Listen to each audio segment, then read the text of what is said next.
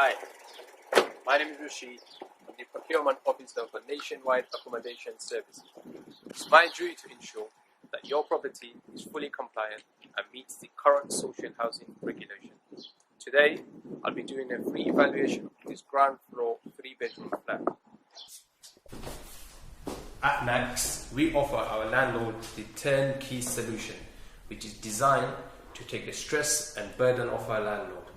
No doubt, being a landlord is rewarding, but at the same time, it can be quite stressful. Part of my checks I do is to make sure that the kitchen has a 30 minutes fire resistant door, which basically means if there was a fire in the kitchen, it will hold the fire and the tenants can safely vacate up to 30 minutes. Now usually, landlords aren't aware of this, but a fire door is incomplete fire door without the three components. So you've got the overhead self-closure, which allows the door to close automatically, eliminating any human error, suppose they forget to close it. Then you've got the three fire-rated hinges. This shows that the fire door doesn't fall off. And lastly, you've got the fire strips. You'll either find this embedded on the frame or it's on the door. The job of a fire strip is that in the event of a fire, if when it heats up, it swells up, so it stops the smoke escaping into the hallway and the bedrooms. The other thing I look out for is the hardwired interlink heat alarm.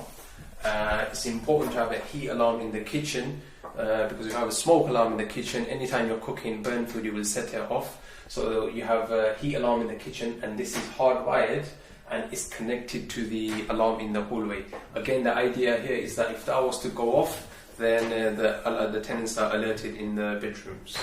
You've got fire blanket, and it's very important that it's hung near the door. The idea is, in the event of a fire, they can just pick up the blanket and put it on the appliance. Too often I find that the fire blankets are hung far away, where the tenant has to physically go past the fire to get to it, which is a hazard in itself.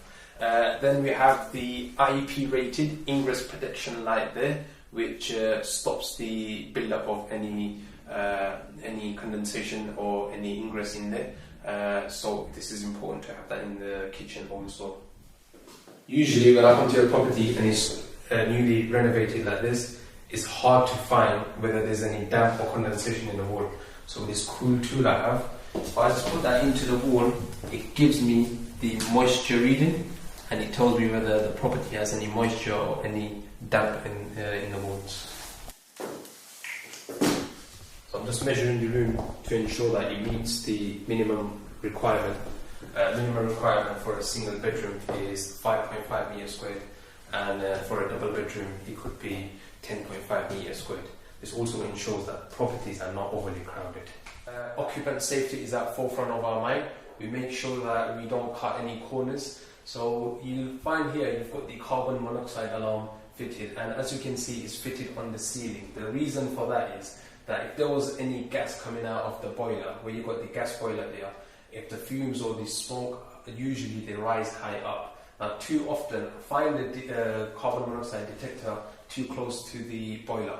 This is no good, because when the smoke rises, it needs to catch it and it needs to alert the tenants. What you'll also find is that the garden door and the front door, they have what we call this thumb turn lock. And the purpose of that, in the event of a fire evacuation, if the door is locked from inside, the last thing you want to do is to be looking for a key. So you're rushing out, you may have a child in your hand, you just turn the lock and you evacuate the property. Alright guys, this is Abrar. I play football with him regularly, and he's not good at football, by the way. So he wants to try something else. So on the weekend, he comes out with me and we go do checks on our properties. So Abrar, tell me, why did you join me? Over the years, I've seen NACCS progress, and through my colleagues, I've had more experience with NACCS, and I like to be more productive over the weekends, and I get my experience from my colleague here. So at NACCS, we do the contract for social housing for the local authorities. We work with NUM, we work with Southwark Council, we work with Waltham Forest, and we also do temporary accommodation contract for the Home Office. In fact, we're the biggest housing provider for the Home Office in the entire Southeast.